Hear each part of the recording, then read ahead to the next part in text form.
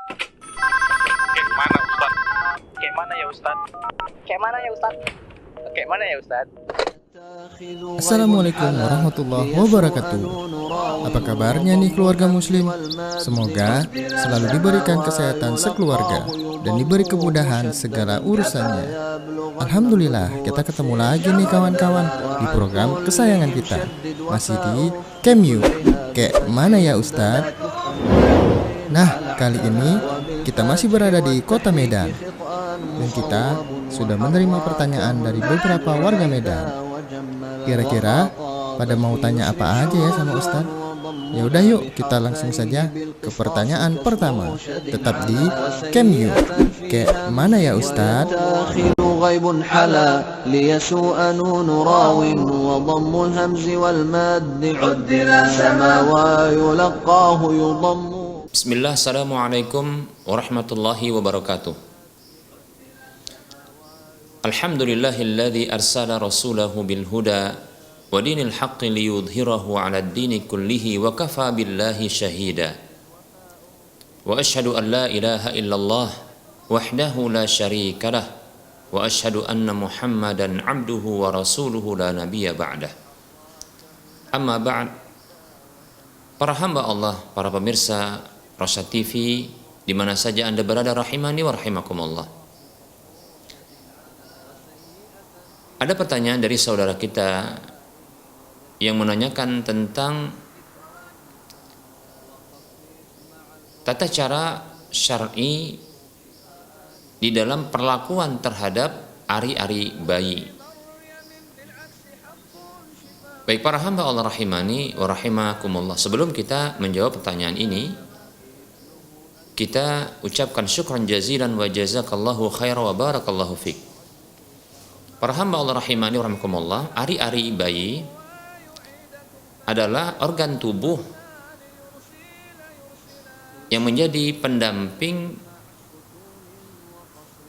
bagi bayi di dalam perut ibu hamil tatkala bayi tersebut masih di dalam perut ibunya. Ari-ari ini adalah termasuk organ vital yang disebut juga dengan plasenta, yang tidak mungkin seorang bayi, janin bayi itu akan bisa bertahan hidup tanpa ari-ari ini ketika masih dalam kandungan ibunya. Para hamba Allah rahimani wa rahimakumullah, apabila telah terlahirkan bayi tersebut, maka ari-ari ini sudah tidak lagi dibutuhkan oleh sang bayi, karena asupan gizi itu bisa langsung lewat oral, yaitu lewat mulut sang bayi. Tidak seperti tatkala sang bayi tersebut masih berada dalam kandungan ibunya, yang tidak mungkin mendapatkan asupan gizi atau asupan makanan melainkan lewat plasenta ini, yaitu ari-arinya. Baik para hamba Allah rahimani wa rahimakumullah, setahu saya dalam Islam tidak ada perlakuan khusus untuk ari-ari bayi, melainkan kewajibannya atau perlakuan yang selayaknya adalah menguburkan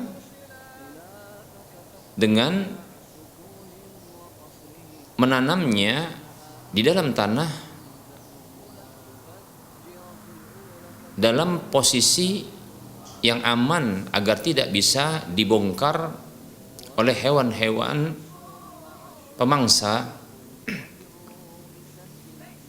yang tentunya kita tidak ingin melihat bagian dari tubuh istri kita atau anak kita ini dimakan atau dikonsumsi oleh hewan-hewan pemangsa yang disebut dengan hewan karnivora. Baik para hamba Allah rahimani wa rahimakumullah, di antara fungsi dikuburnya ari-ari bayi agar ia tidak menimbulkan aroma yang tidak sedap tatkala dia mulai membusuk. Dan itu ditanam atau dikuburkan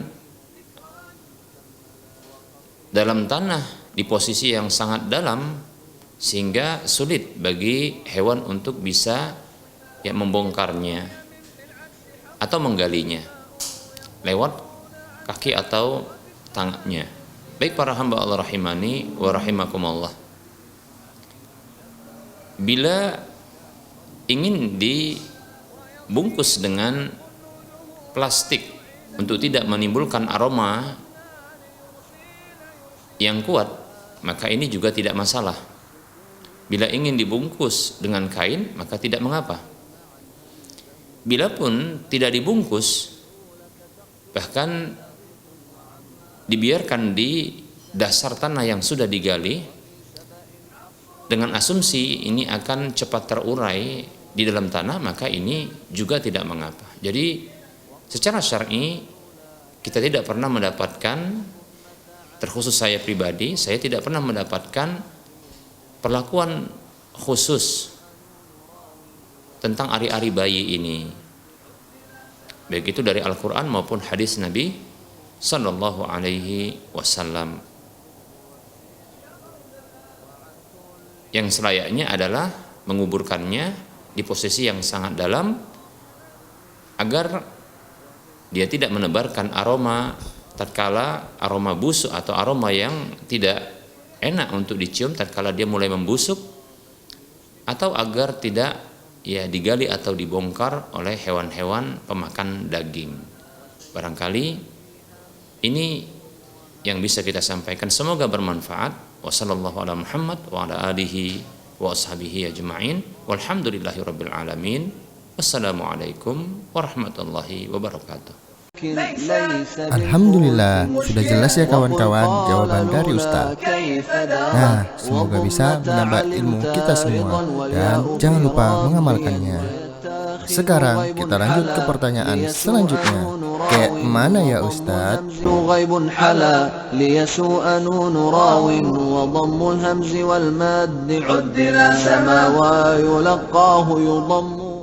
Bismillah, assalamualaikum warahmatullahi wabarakatuh.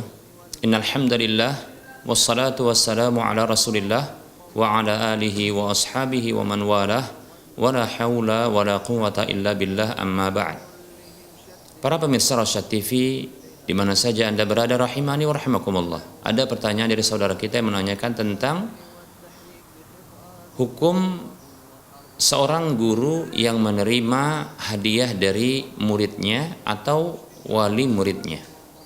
Baik para hamba Allah rahimani wa rahimakumullah, sebelum kita menjawab pertanyaan ini, kita ucapkan syukran jazilan wa jazakumullahu khaira. Para hamba Allah rahimani wa rahimakumullah, sesungguhnya perlu kita ketahui bahwa segala bentuk hadiah yang diarahkan kepada para pekerja, kepada para karyawan, buruh, pegawai, atau siapa saja yang sudah mendapatkan gajinya atau akan mendapatkan gajinya dari pekerjaan yang diembankan kepadanya, dan hadiah tersebut bukanlah dari pihak yang menggajinya, maka ketahuilah bahwasanya hadiah tersebut terhitung harta ghulul, yaitu harta khianat. Dalam sebuah hadis yang diriwayatkan oleh Al-Imam Ahmad dalam musnadnya dan yang lainnya, Nabi kita Muhammad sallallahu alaihi wasallam bersabda, hadaya al-ummali ghululun. Hadiah-hadiah yang ditujukan untuk para ummal, yaitu para pekerja, para pegawai, para karyawan, buruh, orang yang dipekerjakan. maka itu adalah ghulul, yaitu harta khianat. Dalam hadis yang lain, hadis yang dikeluarkan oleh Imam Abu Daud dalam sunannya, Nabi kita Muhammad sallallahu alaihi wasallam beliau bersabda, "Man ista'malnahu ala amalin farazaqnahu rizqan fama akhadha ba'da dzalika fahuwa ghululun." Siapa saja yang kami pekerjakan dengan sebuah pekerjaan, lalu kami berikan gaji kepadanya, upah kepadanya, maka apa saja yang dia ambil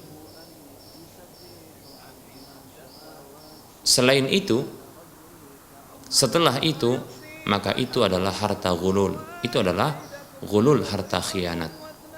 Baik para hamba Allah rahimani wa rahimakumullah, mengapa Nabi SAW menyebut ini adalah harta ghulul? Yang para ulama menyebutkan bahwasanya ini maknanya adalah harta khianat. Karena hadiah tersebut memiliki potensi yang besar menjadikan pekerja tersebut sebagai orang yang berkhianat dan mendorongnya untuk berkhianat,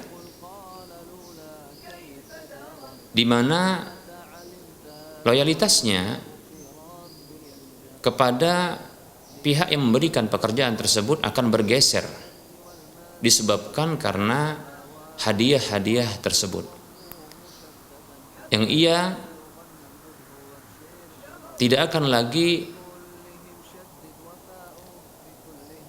menekuni pekerjaannya dengan baik, melainkan setelah dia mendapatkan tambahan-tambahan hadiah tersebut.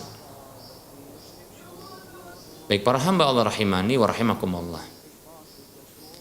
Nah, ini merupakan bentuk pengkhianatan, padahal ia telah mendapatkan gaji atas pekerjaannya,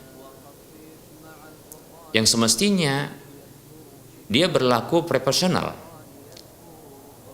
dia berlaku proporsional dan profesional di dalam pekerjaannya. Namun gajinya itu tidak lagi menuntut untuk dia proporsional dan profesional di dalam pekerjaannya disebabkan adanya tambahan-tambahan hadiah tersebut. Sehingga hadiah-hadiah ini disebut dengan harta khianat, yaitu harta yang menghantarkan seseorang kepada pengkhianatan. Baik para hamba Allah rahimani wa rahimakumullah. Andaikan pun orang yang dipekerjakan tersebut dan telah mendapatkan gajinya, tatkala dia menerima hadiah tersebut, hadiah-hadiah ini tidaklah membuat mereka berkhianat atas pekerjaannya, ketahuilah bahwasanya harta tersebut tetap saja harta ghulul, yaitu harta khianat. Sebuah hal yang dilarang untuk diambil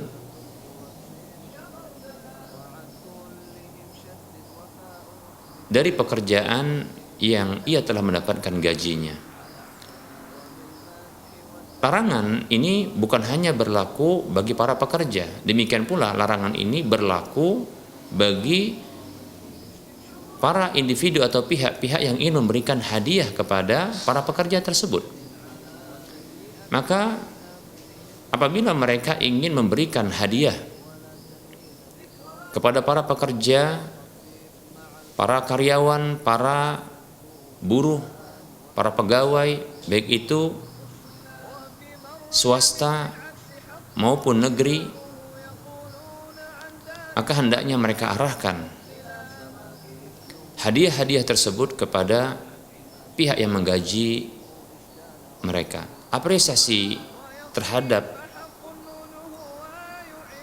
kebaikan dan kualitas pekerjaan yang bagus tersebut, maka hendaknya itu diberikan kepada pihak yang menggaji para pekerja tersebut, agar nantinya pihak yang menggaji tersebut akan memberikan bonus-bonus sebagai bentuk apresiasi terhadap kebagusan pekerjaan mereka. Baik para hamba Allah rahimani wa rahimakumullah. Dikecualikan juga dari harta ghulul ini untuk boleh diberikan atau boleh diterima, boleh diberikan dari pihak lain kepada para pekerja, para karyawan, para pegawai, atau para buruh tersebut,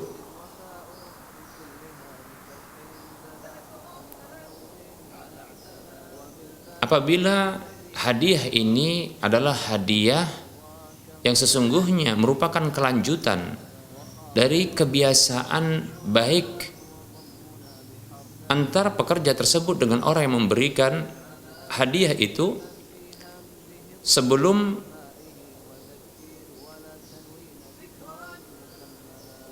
pekerja itu mendapatkan pekerjaannya di posisinya. Kita misalkan apabila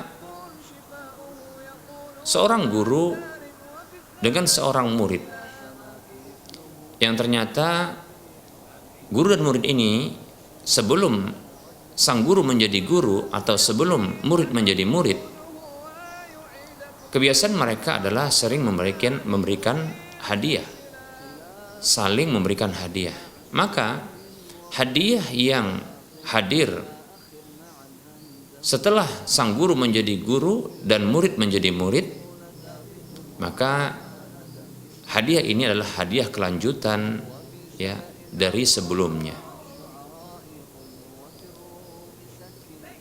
Kaidah yang mengikat hal ini adalah sebuah ungkapan yang berbunyi al-adah muhakkamah. Kebiasaan itu dijadikan sebagai hukum. Baik para hamba Allah rahimani wa rahmakumullah, sehingga hadiah-hadiah yang datang setelah itu maka dihukumi seperti hadiah yang datang sebelumnya, bukanlah sebagai hadiah atas pekerjaan yang telah mendapatkan gaji tersebut. Baik para hamba Allah rahimani wa rahmakumullah,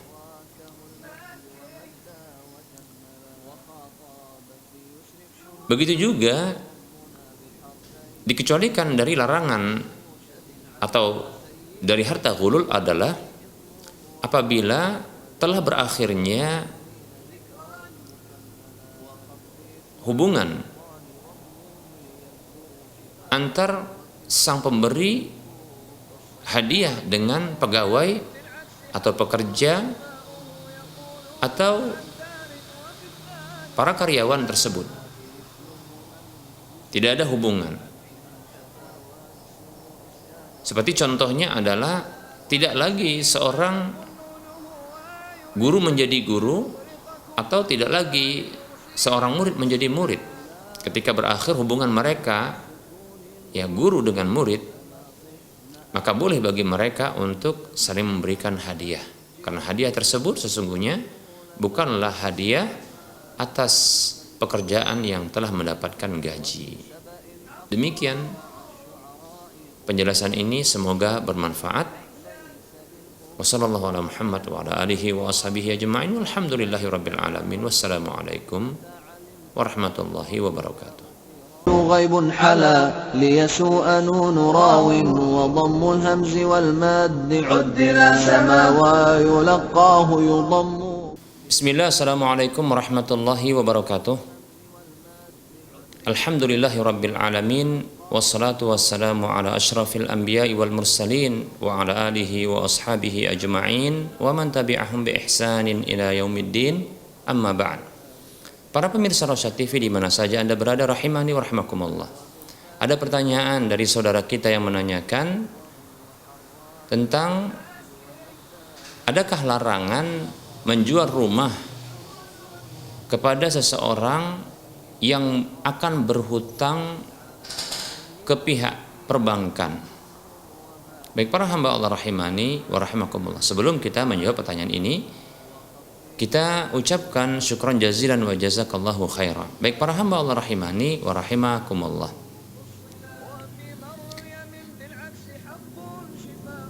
apabila calon pembeli ketika dia hendak berhutang kepada pihak perbankan untuk membeli rumah tersebut dan dia meminta kepada sang penjual rumah agar surat tanahnya, begitu juga tanda tangan sang pemiliknya itu dibubuhkan, disertakan untuk administrasi dari hutang yang akan diberlakukan di pihak perbankan tersebut. Maka ketahuilah sesungguhnya sang penjual rumah tersebut terlibat di dalam riba. Jabir radhiyallahu anhu mengatakan, la'ana Rasulullah sallallahu alaihi wasallam akilar riba wa mukilahu wa katibahu wa syahidaihi wa qala hum sawa. Hadis riwayat Muslim. Jabir radhiyallahu anhu mengatakan, Rasulullah sallallahu alaihi wasallam mengutuk orang yang melakukan riba, memberi makan dengan riba, pencatat riba, dan dua saksi riba.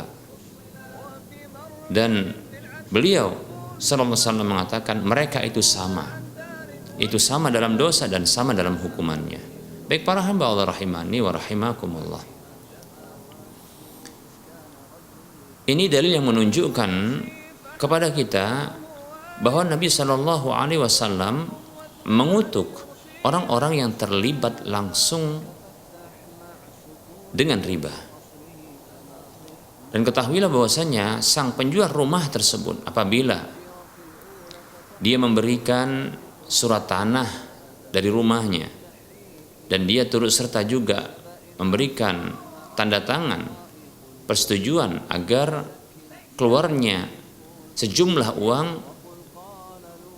yang menjadi hutang bagi calon pembeli, maka ketahui sesungguhnya sang penjual rumah atau pemilik rumah tersebut terlibat langsung di dalam transaksi riba ini. Baik para hamba Allah rahimani wa rahimakumullah. Ini dosa besar tentunya. Rasulullah SAW mengutuknya. Dan ini diharamkan pastinya. Allah Subhanahu wa taala berfirman di dalam surah Al-Baqarah ayat 275, A'udzu billahi minasyaitonir rajim wa halallahu al-bai'a wa harrama riba. Allah menghalalkan jual beli dan mengharamkan riba. Baik para hamba Allah rahimani wa rahmakumullah. Namun apabila calon pembeli tersebut dia datang untuk membeli rumah yang akan dijual oleh sang pemiliknya dengan membawa sejumlah uang senilai dari harga rumah yang ditawarkan, lalu ia mengabarkan bahwa uang tersebut adalah hasil dari hutang dari sebuah perbankan. Ketahuilah sesungguhnya sang penjual rumah atau sang pemilik rumah tatkala menjual rumahnya kepada orang yang akan membeli rumah tersebut dengan status dia berhutang kepada pihak perbankan, tidaklah terlibat di dalam transaksi ribawi. Karena sesungguhnya transaksi riba, akad dan transaksinya telah berlalu, telah terjadi. Dan itu bukanlah disebabkan oleh sang penjual, namun ini atas inisiatif dari sang calon pembeli itu sendiri. Oleh karenanya boleh bagi sang pemilik rumah untuk menjual rumah tersebut kepadanya. Pengkabaran itu bahwa calon pembeli telah berhutang kepada pihak perbankan tidaklah mencacati akad jual beli rumah tersebut. Wallahu ta'ala alam. Mudah-mudahan bermanfaat penjelasan ini. Wassallallahu ala Muhammad wa ala alihi wa ashabihi ajma'in walhamdulillahi rabbil alamin. Wassalamualaikum warahmatullahi wabarakatuh. Bagi kamu yang mempunyai pertanyaan perihal agama, silahkan kirim video pertanyaan kamu menggunakan HP atau kamera ke nomor WhatsApp 0822 8888 6630 atau kirim ke email kami rasyad.tv@gmail.com dengan format isi video, nama, alamat, dan pertanyaan yang akan kamu tanyakan. Ayo kirim pertanyaan kamu dan tunggu jawabannya di Cameo. Kayak mana ya Ustadz? Alhamdulillah, kita telah sampai di pertanyaan terakhir hari ini. Nah, semoga apa yang disampaikan Ustadz tadi bisa menambah ilmu agama kita semua. Ingat ya kawan-kawan, menuntut ilmu agama itu wajib loh atas setiap muslim. Dan terima kasih telah menyaksikan episode Cameo kali ini. Insya Allah, sampai jumpa lagi di episode-episode Cameo berikutnya. Assalamualaikum warahmatullahi wabarakatuh.